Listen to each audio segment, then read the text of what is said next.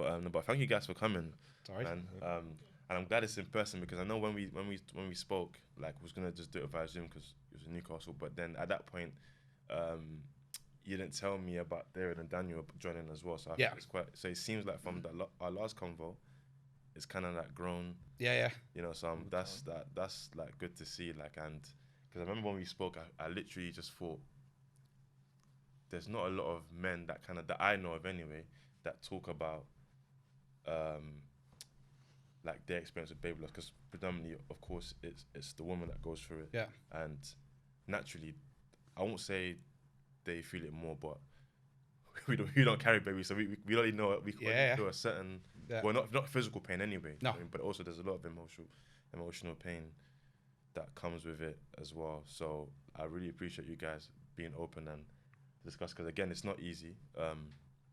We've both been through grief ourselves, through the loss of our parents. So that's another experience, but also like losing, a child through, like miscarriage. I'm sure it's has its own kind of emotions as well.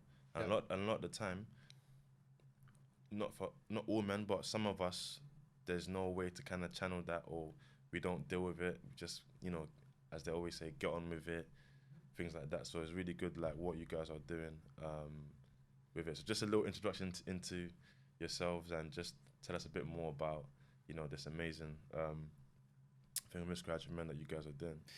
Yeah. So obviously, I started Miscarriage for Men off on the back of me and my wife going through a miscarriage back in February. At that time, I very quickly realised that there was not a lot of stuff out there for guys, dealing with this sort of thing. As you mentioned before, there's some great charities out there who are willing to help you. Miscarriage Association, Tommy's, For Lewis, all these guys are all great at what they do. But a lot of it is tailor-made towards women, and rightly so. They're going through it physically, they're going through it mentally. But there is an element of grief there for the would-be father as well. For me, it was the kind of the unknown. That was the big thing for me, because I'd never been through this before. I didn't know what was next. We're in the middle of a pandemic. My wife's being told she has to go into the hospital by herself. All this type of stuff. So you've got all these thoughts running around your head. And I was trying to find some sort of peer-to-peer support whereby I could call on guys who'd been through this with this sort of experience and say, guys, what should I expect next? But I couldn't find anything like that. And I thought, you know what it is? Now's the opportunity for me to use my grief to build something like that, to build a platform where guys can come on, they can speak to guys who've been through it, who've gone through it through a multitude of different pregnancy losses, whether it be miscarriage or stillbirth, or and everything in between. And we very quickly realised that it was something that's been long needed. We're here now, 6-7 months down the line. The platform's been absolutely hammered by guys coming on and asking for advice, and and we're very active within the social media world as well, with Instagram and stuff like that. And it was just basically being able to give a platform where guys can come on, and express their feelings and get the help they need, but not only just for them, but also for their partners as well. And there's a lot of people who come to the website who are looking for help, not just for themselves, but also for their partners, and don't know where to turn to. So the way we kind of see ourselves right now is we're the kind of middlemen. If they want to come and just have a chat to a group of guys, you can talk to us via the inbox or via the page on the forum. Or if you want further help, we're actually collaborating with different charities in order to be able to offer them avenues out.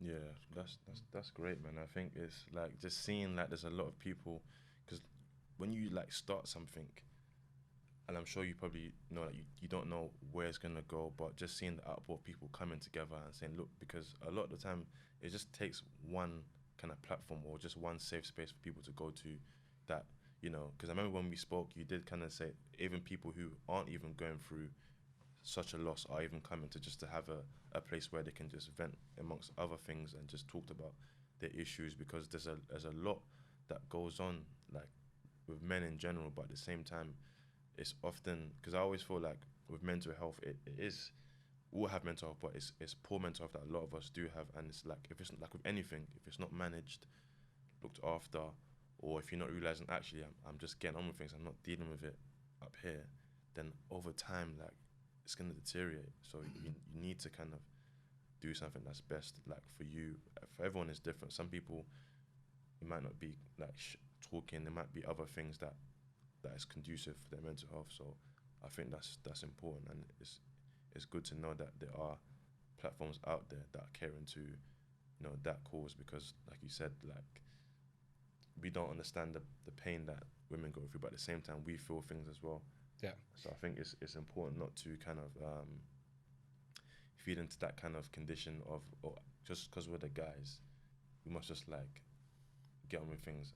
I mean, yeah, cool. Guys can take a lot on and stuff, but you also need to make sure you're looking after yourself as well. And that's that's what it's all about, because I think we're all enough yet to admit that you do turn to it. You do end up in a dark place, because when you don't know what you're actually looking for. So I was making sure that my wife was all right, and then I was trying to go online and try to find answers, and suddenly you find yourself down a rabbit hole because you're reading all this different stuff and you don't know what's going on. But there wasn't actually anywhere that could provide the answers that I was looking for. And I'm sure you guys were probably in the same boat, whereby there's so much going around in your head at that point. You're just all over the place. But then you get up the next morning and you go to work, or you go and just you kind of shut it away. And it's only when something triggers that event, then you're kind of like, what it is, I'm struggling here. I need to be able to just talk to somebody. And as I said when we first spoke, I've got a great support network. My two best friends. I can speak to them any time of the day or night, not a problem. But not everybody's got that, and not everybody will understand the situation that you're in. You hear this whole toxic masculinity type thing, isn't it? Whereby it's like, yeah, you're young enough, you can try again, and all that kind of stuff. And that's not what you want to hear. But it's because people don't know how to talk about miscarriage, and that's the thing that we want to try and change, and certainly work with people to change that, to say, it is okay to talk about it, but you need to remember the stuff that you're saying is not necessarily the stuff that people want to hear. The likes of, you're young enough to try again, or it wasn't meant to be, all this type of stuff, because you don't know what's going on, in the background of that. These would-be parents could have been trying for 6-7 years, and they've eventually fell pregnant, and then they've had to go through this, and that's life shattering, because all of a sudden that dream that they've had has been ripped away from them. As you say, it is a very individual experience as well. So regardless of what you've gone through, there's a history, there's a past, there's a future of what you're trying to get to, but no one's got the same experience. My personal story is we've had 3 miscarriages. One was something called molar pregnancy, which no one knows anything about, and would never have heard of unless you've gone through it. It's one of those things, and it makes me have some sort of sympathy around Chris's situation. But then Chris has got a daughter already and has had this miscarriage. Other people I know have got a daughter already and they've had 9 miscarriages. Others really trying get to the point where they're pregnant even. And it's so many different avenues and things that can change your experience with that, and how you deal with it from a mental aspect, and your approach mentally, and how strong you are or weak you are or whatever as a guy. Ultimately what it comes down to is you need someone or somewhere you can go to and go, what's next? How do I get some help? And we're not going to have all the answers, but we're going to listen, and we're going to try and help on that journey. And that's what it's about. Yeah. My interaction with Chris at the beginning was, somehow he turned up on my LinkedIn. I still don't know to this day how it ended up. But he was there with God knows how many mentions and posts and likes and comments, and I just had to get involved. I'm at a point where we've gone through it. I've got a daughter as well now, and I feel strong enough that I could go, I need to help these people. Same as Chris. I've got my own experience I'm going through, but I need to help other people because I don't want other people going through it. And that's kind of how it all started for me, and I think how it started for Chris and David as well, and the others in the team. It's going to evolve. We're going to have a meeting today to see kind of where the strategy is for this charity, because we want to do a lot of stuff, and there's so many aspects to it, but ultimately it needs to go back to what the reason it started, is to help that one guy. I don't care who it is, as long as it helps one person. And you can tell from the sort of growth over the last 6 months that we're getting there. We're doing that, and that's the whole point. As long as we keep focusing on that, it's good. we were just talking about it before there when we were waiting to meet you, and you know, we're actually helping people via third party as well, which is great because I had a lady who reached out onto me in LinkedIn. You know, she doesn't know me. We've never spoke before, but she knew about the Miscarriage For Men platform. Her and her partner had gone through a miscarriage. She had been speaking to him and explained about, you know, what services we were offering and offering this peer-to-peer support. And he wasn't quite ready to reach out to people. He kind of, you know, he didn't feel in that mindset. But what it did do was it opened the avenue because he spoke to his friend about it and said, oh, you know, my partner's asked us to go on Miscarriage For Men and have a look about it. And they started chatting about it, and he didn't even know that his best friend had been through a miscarriage because they didn't talk about it, you know, and it's not something that's widely talked about. And what we want to do is try and break that stigma and get people talking about it and, you know, let them know it is all right to talk about it. You know, you don't have to bottle all your feelings up. You can come and have a chat with us. And, you know, like we say, we might not have all the answers, but even if we don't, we will make sure that we find somebody who does have the answers for you. And that's what we're trying to do now, you know, with different collaborations with the different charities that are available. You know, and we'll work with any charities that come out who are, you know, supporting the same causes, because it does need more broadcast around it. That's, you know, that's the be all and end all. And I think one of the big things for me was that, you know, I look at my daughter now, she's 13 in 2 weeks' time, and, you know, she's in her second year in high school. She's going through sex education and stuff like that. In sex education, you never hear about miscarriage or anything like this. Why not? Why not approach it at that level to say, yes, okay, you know, you're talking about babies and how they're conceived and all this type of stuff, but what about the negativity stuff? Yes, you don't want to be negative, but it's real life, you know, and that these sorts of things can happen, you know, and that's where, because obviously I explained to my daughter, you know, what had gone on and, you know, what was our next steps in terms of what we had to do. We've actually incorporated her into part of our team, helping out with events and stuff like that. You know, she's not anything to do with the actual website, but in terms of diary requests and stuff like that. You know, and I explained about it, and people are like, oh, do you think that was the right thing? Absolutely.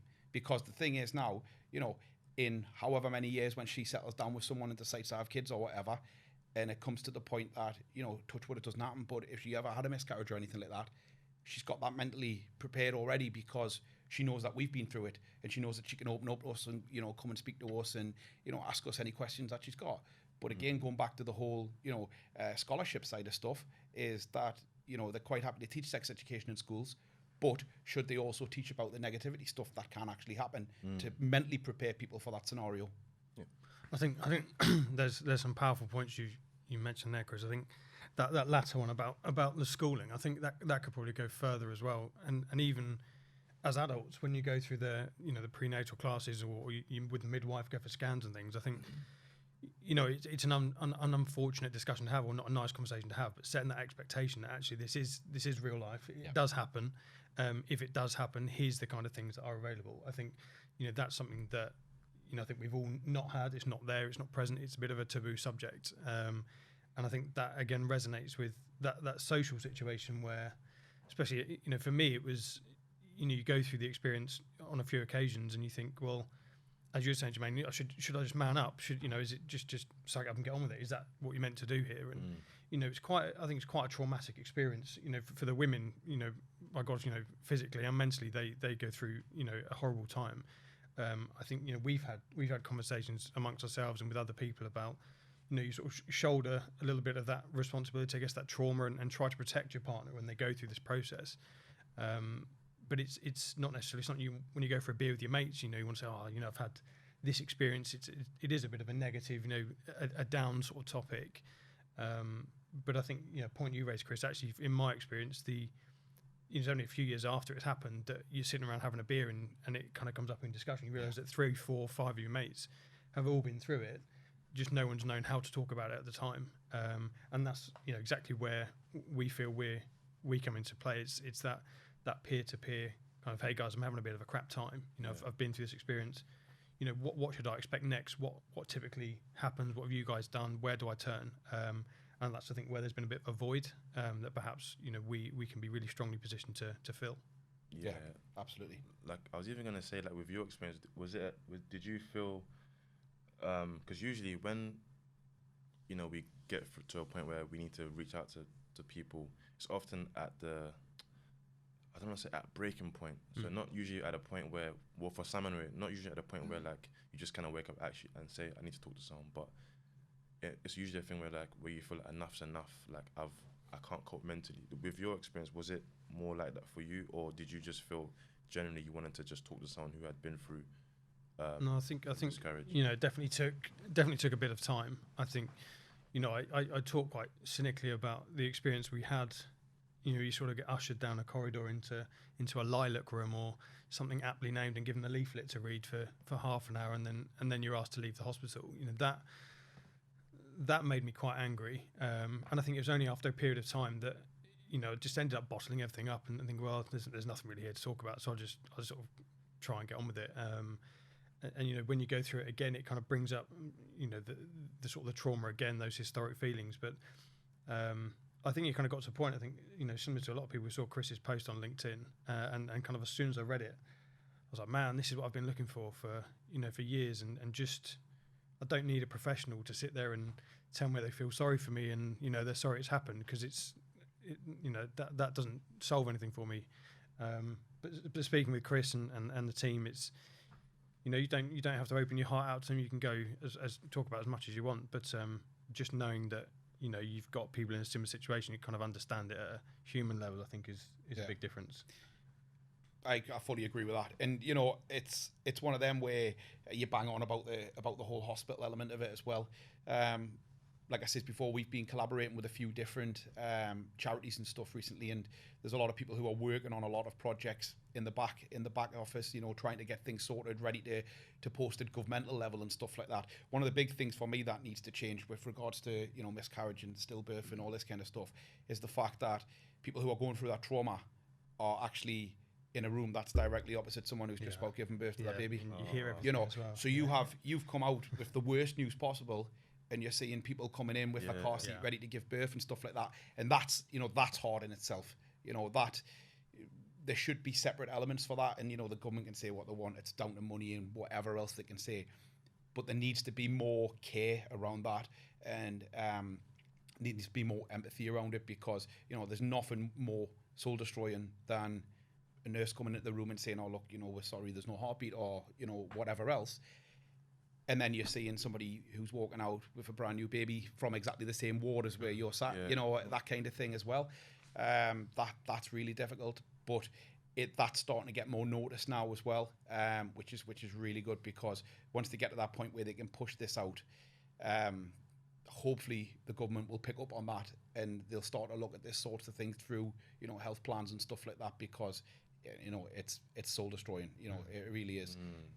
You know, and you take nothing away from, you know, the parents, it's not their fault, you know, it's and it's one of them where I often get asked, by doing what I do I feel any resentment when I see friends posting on their Facebook saying, oh, we're expecting a baby and this, that and the other? And for me, I don't, you know, not at all, you know, because what they're currently going through, you know, the excitement, who knows the backstory, you know, again, goes back to that they could have been trying for years and years and years, and you've never known about it. You know, when people say, you know, does that not affect you in the way that, you know, you wouldn't be happy for them? Absolutely not. You know, my best friends came and told me that they were expecting a baby. Hey, happy days, you know.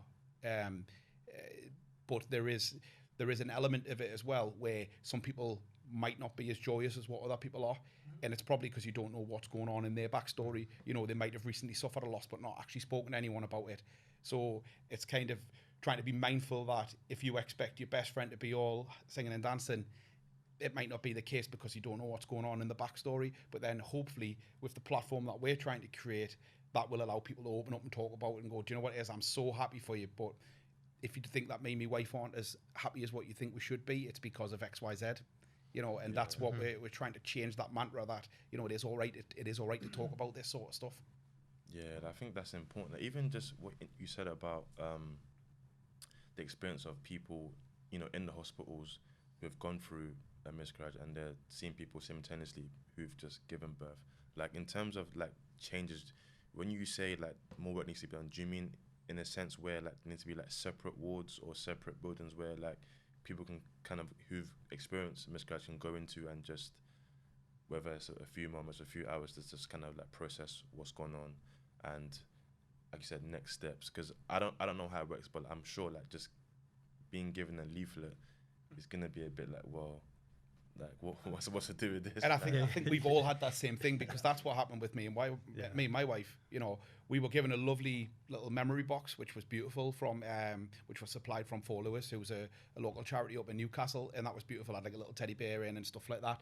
But we were from the NHS, we were given a leaflet. Just, this is what you should expect in the coming weeks and months. Anything else if you go online, medical, right? you know, It's yeah, medical. yeah. It's going to happen, not the emotional, the mental side, really. And for me, same sort of experience. I think the thing that needs to change alignment, Chris, appreciate maybe they're not going to have a separate ward for miscarriages because it's not possibly viable, but a bit of thought around it, like the ability to shut like the shutters on the windows as they're walking past when you're giving this news, or a different way out of the building. You're not going to be going out the main entrance where everyone's coming into the maternity ward. Just something like that. Yeah. It's not difficult, it's not expensive, but a bit of thought around the mental side of what that impact can be, because you're at a point, in my view, where you've got the bad news, you don't know what you're doing with it, you know that this thing's going to happen off the leaflet, but you're probably your weakest and you're most upset, and you're mentally like trying to work on what's just happened, and your wife is exactly the same, probably worse, and then she's got to see what you're expected to happen when you went in on that day to the scan. You see what the outcome's going to be in 9 months' time or 6 months' time, and you know that's now not going to happen. But you've got to see it right in front of you. Yeah, it's not nice. Future. It's horrible. It's really. It's not nice. It's not a nice feeling. Like, and even when I just kind of think back to what you're saying, everything, it just kind of reminds me of something similar in the sense where I'm sure if you can, I'm not sure if you can relate, Ben, but like with me personally, like I don't get jealous of other people, for example, who have parents and stuff, but I would say I do feel something when I see like people, you know, whether it's just, you know, oh, like out with their parents, or they're celebrating a milestone with their parents, and I'm not like, oh wow, why did they get that and I don't? It's more a thing like, damn, like I wish I kind of had that, because sometimes, and back to what you said about people saying, oh, you know, you can just try again, you've already got a daughter, so from the outside looking in, it's like, yeah, you'll be fine. Yeah, it's fine. But then again, no one knows the backstory, and sometimes I'm not saying I wish people would tell me things similar in the sense where, like, oh, you know, you lost your parents, but you'll be fine. But it's like when it's one parent, someone can say, oh, you know, yeah, you still got one parent, it's fine. Yeah. When it's kind of both, it's like there's no what's the rebuttal? There's nothing. But I think it's just about, again, just for me, just using that kind of pain, challenge into something. And again, like, it's a similar. I always say, like, how me and Ben met is through that. You know, like, I'm sure you can, you know, tell the guys just like, you know, how like it's how you're feeling of, you know, losing your parents, and the sort of emotions you kind of like felt as well. Yeah, I think it was hard because it happened for me at a very young age. So before I reached 20, I lost my mum in June 2015, and that was very hard to picture.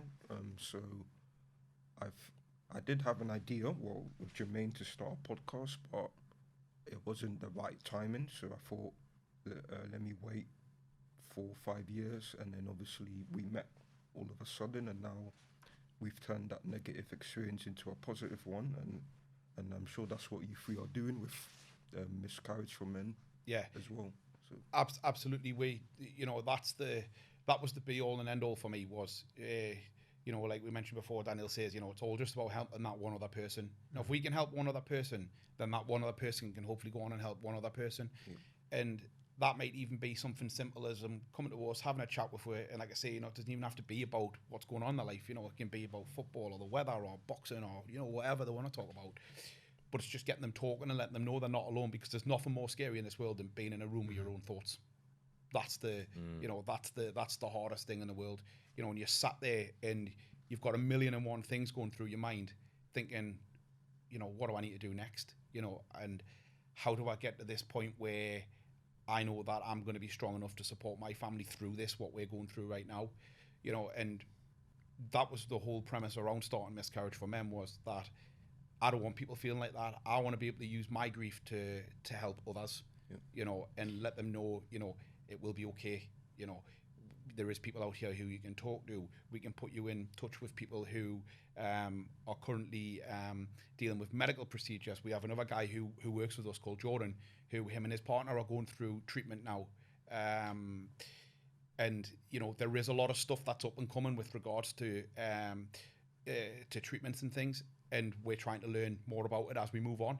But getting these types of people alongside us to help us is what we want. So therapists and stuff like that can reach out to us and say, if you've got someone who wants to talk to a therapist, feel free to point them in our direction, and we'll do a free consultation with them and have a chat with them. And we've had quite a few therapists who've reached out and said the same thing, and that's what we want to do. Is we want to build a network of resource that we can pinpoint people to if they need the professional, because we're not professionals. We're a group of guys who've been through it. Yes, we've got life experience, but we're not medically trained, But the more that we can get involved with people who are from that dynamic is the better for everybody else, because we can pinpoint them in the right direction where they need to go. Yeah, I think that's important, because, people don't understand that, literally, we all need some form of, and as whilst what you guys are all doing is amazing, but it's also important to refer people to that medical help as well. And I think it just kind of reminds me of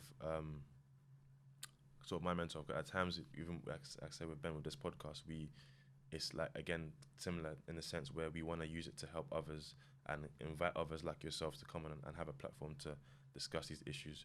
But at the same time, we have the life experience, but we're not experts. So, grief counselors. Exactly. But we've never kind of made out that because we've gone through this, we know it all. Yeah. Of course not. Same way, even though it's our platform, I'm always willing to learn from yourselves and other guests that come on, because essentially that's what it's about. It's just a platform for people to share. There's no, sense of I know all, because I'm not the only one who's lost both parents. I'm sure there's other people who've been through it as well. But I think one thing that I want to say is that I think one important thing about starting this is about changing the narrative amongst the men. And I feel like there's kind of two narratives in the sense where people have this idea that men don't talk in general, and you guys are changing that. And there's also this idea that as black men we have this certain persona or stereotype, and usually it trickles down to this notion of a man that was meant to be just strong all the time, hard. But again, we're trying to change that. Black men do talk. We all go through things. So it's not about trying to, people define masculinity in many different ways.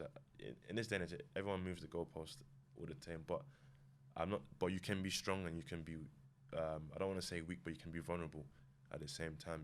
It's not you must be one and then the other. And especially nowadays, there's a lot of conversation around mental health, given COVID. Just what we've been through the past year alone, that is enough to take a toll on your mental health. But going through that alone and going through, losing someone as well, it's a lot to deal with. It's and people don't understand that, literally, unfortunately, there's been a lot of people through the lockdown that haven't made it, whether they've passed away or it's been mental health issues, and sadly they've taken their lives. But we don't know these things, so I guess we have to be kind of just be mindful of how we come across others. Again, people don't know the backstory. Yeah. So we can just say from outside looking in, it's fine. You can just you'll be alright. You get back, or whatever it is. You're young. There's all these different things, and I think people need to just remember that. But I know might sound like an obvious question, but what do your partners kind of think about all the work you guys are doing? What's been their reception? For me, to start with, I didn't tell my wife what I was doing. I just that was mainly more for being more mindful of my wife, to be honest. Oh, okay. So I told her I was working on something, but I didn't say what it was until it was ready to go, ready to launch. And then the day before I was ready to launch it, that was when I showed her, what I'd been working on and what I'd gone through. But it was good because then that opened up the conversation for me and her to have that conversation, because I wanted to have the conversation with my wife of, how you doing? Tell us how you feel.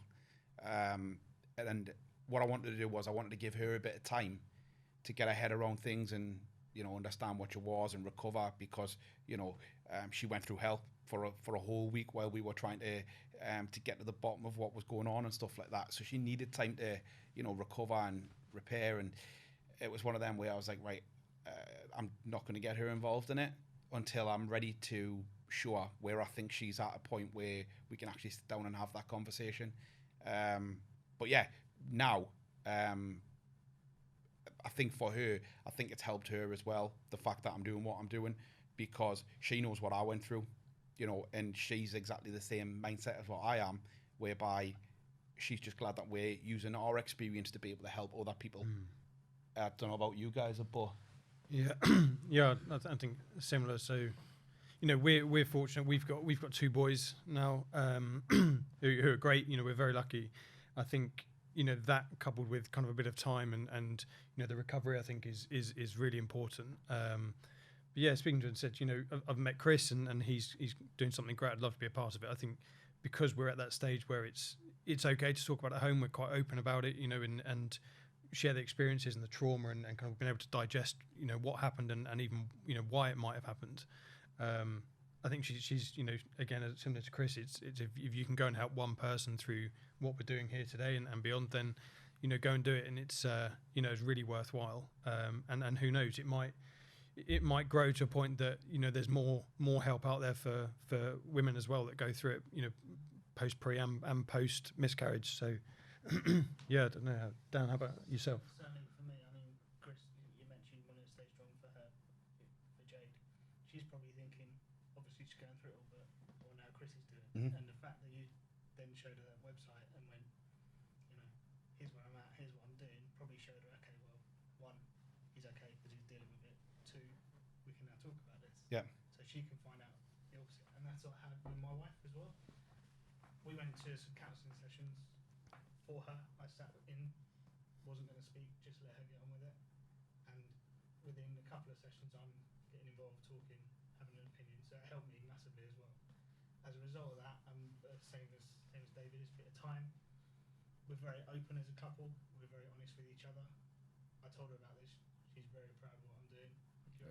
That's good. It's a really good feeling to know that. But also, I can bounce ideas off her. Same with these guys. We've got the relationships to do that with our partners. So I go, is this a good idea? Should I be thinking about something else? What do you think about this? Should I bring it up with the group? And she can give a female opinion on it. On externally, how would that look to her? I know she's not going to know what guys are going through, but she can say, yeah, that sounds like a good idea or not, and explain why. So it's certainly, I mean, we're lucky that we've got those relationships, to be honest, because some people don't. Yeah. Not everyone's got that. It's certainly, for me, I wear this t-shirt with pride. No, I love it, man. Like, honestly, that is so beautiful hearing that, your partners are supportive, and because the thing with vulnerability is, it's so key. Like, you need to just be able to have it, because if you don't, you feel like you're not, you have to be in this sort of shell where, and don't get me wrong, a lot of us everyone, we're all different. Some people more than others are not really inclined to show emotions, and I'm not saying that's a bad thing or it's necessarily wrong. Maybe they have their own way of doing it, but I feel like you just need something. You need to be able to express in whichever way that's healthy, of course, whichever way that is right for you. And having people like that around you, especially in the form of your partners, where you can kind of, even though it's sensitive for them, but they're behind you 100%. I'm sure it gives you guys that boost to kind of continue with what you're doing and helping more people. We're all like it anyway, luckily, but it allows us to be that vulnerable. Like, none of us would have a problem coming on this podcast. None of us have a problem chatting with guys at work about our experiences. Partly because we're okay with them now to an extent, and partly because we want to get the word out. It's important. We have to. Like, people ask what I do this weekend. First thing I talk about was this. Not talking about following the football or any of that. It's about this, because I want to talk to them about the situation. Did it yesterday on a call with a customer. 3 of them contacted me. Can you send me the website, please? Because they've been through it, and that's what we've got to continue to do. Be that open. Be that vulnerable. Yeah. To show that's okay. Yes. And it's not the worst thing that you're thinking. The reason you're not opening up isn't going to happen, probably. But even if you don't want to open up, you've got the website, you've got the forum. You can see people writing their stories. You can read about people who might have gone through some sort of similar experience, and you can see the responses from the team or from other people who are contributing in there. And hopefully that will help. Don't want to And the thing is with the website as well is that you can do it anonymously. You know, they don't have to use their full name. They don't have to use their real name. They can put whatever they like in there. And I think that also helps as well, isn't it? Because you still kind of hide behind that screen. So while you're ready to kind of let your guard down a little bit, you might not be at that point where you're ready to let your guard down to the whole world and you want people to know your name and stuff like that. And sometimes it gives you that little bit of sense of security there as well. So you can put a false name down and you can share your full story, and yes, you'll know who you are. And, if your partner was to come onto the website and see that, they would be able to see that story as well. But the other people who are responding or replying, they don't know who's behind that screen. It could be anybody who's behind it. Obviously, we use our proper names on it because obviously we've got our logos on as well, to respond from an administrative point of view. But yeah, and you're 100% right in what you were saying there before as well with regards to strength and stuff like that behind it, because not everybody will share their experience. Some people do want to keep it quiet, and that's 100% fine. But what we want people to know is that we're out there if they need to speak to somebody and they want to get to that point where they feel comfortable to do so, that we're available, for them to be able to share that message. And it might not be that they want to share their story, but they just feel lonely and they want someone to talk to. Like I say, not everybody's got the same sort of support networks that we have, and that's the people that we will cater for as well, in terms of, never, ever, ever feel like you're alone. Reach out to us and speak to her, and I would have no issues. If someone comes on from Newcastle who says, I'm feeling really, really low at the minute, I'd have no problem going to say, right, okay, where are you from? I'll come and see you, we'll have a coffee together. That's where we want to be. We want to be in that sort of mentality whereby we're like, right, okay, yes, okay, we probably can't, we're not going to give you the answers that you need if you want, need professional therapy and stuff like that, but we'll put you in touch with them people. In the meantime, we'll pick up, that piece and say to you, if you are feeling lonely, let's go and grab a coffee together. 10, 15 minutes out of your time, grab a coffee together, and that's what it's about. It's just about being there to help that person, and making sure that they know that they're not alone, because it is as I said before, there's nothing worse than being in a room with your own thoughts with nobody to talk to. That's it. And I think the website in particular, because it is, you've got the option of being anonymous or putting your name out there if you want to. It's actually, when you go through it, you kind of find yourself in a bit of a bubble of just, I don't know, difficult situation, trauma, anger, not really knowing where to turn to. But I think the website, it really serves as a really strong platform just for identifying that other people have kind of been there. They're going through the same. They can relate to your story. It provides a little bit of familiarity with some of those feelings that you're having, and even if it is just a bit of an unload behind an anonymous name, or if it's something more communicative in terms of setting up a coffee meeting or something like that, it's a platform that kind of serves the whole bandwidth of those kind of I guess needs, or the way people want to share their experience. So we're already seeing the people that interact with the website. It's a whole range, and I think it's already serving kind of what we're hoping it to do.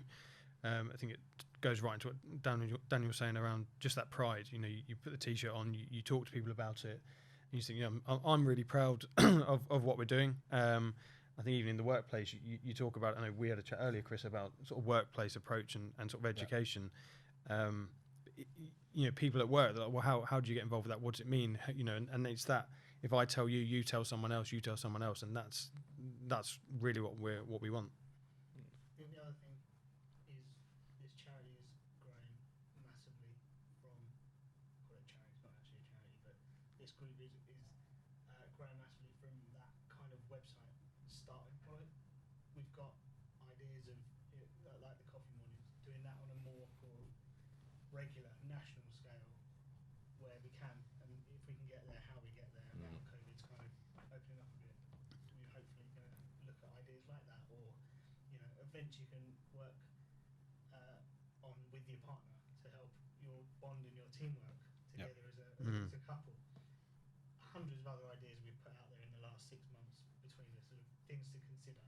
We're talking to workplaces about their policies around helping employees when they go through these sorts of situations to have sick pay specifically for miscarriage, for that sort of thing. That's another. That's a big thing. There's so much variety of things that we could get involved in. Yeah. And this is just going to go from strength to strength as long as we keep it down, keep the momentum down. Oh, absolutely. And, we're all, we're 100% behind that. Obviously, there's us three here today. We've got a guy called Craig who couldn't make it today and another guy called Jordan who can't make it. But the demographic that we've got now as well is kind of, Jordan's up in Scotland, I'm up in Newcastle. These three guys are down here in the south, so we're kind of widespread across the UK. We've got guys in America who are reaching out to us who want to open an American chapter, if you will. Nice. That's a talk that will happen in the coming weeks. And that's simply to do with the American healthcare more than anything else, is that it's so difficult for them to get, therapy sessions and stuff like that, that's fully funded without costing thousands and thousands of pounds. But what they want to do is open up a similar, Miscarriage for Men, but with the premise that they can be a group of guys who can meet up regularly, and obviously the size of America, it might not work like that, but even if they just meet up over Zoom or, something like that where they can just have, half an hour together, just having a bit of a chat and build on that and develop a forum from there. Which is something that we're very much open to. And, like I said before, working with other charities as well as, we will work with, any other charity that comes to us. We're already working with a few. We've got a few things in the pipeline that we need to build on and develop. But it will, like Daniel says, it'll go from strength to strength because, it's big charities that are reaching out to us who are saying, do you know what it is? We want to do something around a men's chapter of what we're doing, And when you've got people who are in that mindset, who are, well-established companies who've been around for years, who are coming to you and asking, would you be willing to partake in a podcast or something like that? I done one a few weeks back with Caterpillar in Australia, and they decided that they wanted to do it both in their Australian chapter and in Peterborough. So I joined this call, and there was thousands of people on this call. I couldn't see who was on it because I was only part of the admin, so I couldn't see who was on it. And it wasn't until afterwards they sent me the numbers around it, and I was just shell shocked. That how many people had tuned in just to listen to what we had to say. And again, that was something that that showed what we were talking about before there, because the amount of traffic that was driven in that day after we'd had that call, it was through the roof. And again, it was probably one of them where it's probably not being talked about in the workplace, but they want to do because they were the whole thing is they do like a special meeting every last Wednesday, I think it is, in the month, and they invite all the different officers, and they talk about different stuff. So talk about diversity and equality and stuff like that. And as part of this diversity program, they wanted to hear about the stories of miscarriage and stillbirth from a men's point of view. And the amount of men that actually joined the call, it was horrible to see, because it's obviously they've probably something that they've been through, the ones who've joined. But in the same time, it was great to see that we had such an audience that were willing to tune in and learn more about it. And as part of that, there was a lot of women on the call as well. And we've had women reach out to us on the website. And although we're called Miscarriage for Men, we're non-descriptive. If women want to come to the platform, they're more than welcome to do so. And the chances are that if they are coming to the platform, it's probably to get help for the partner.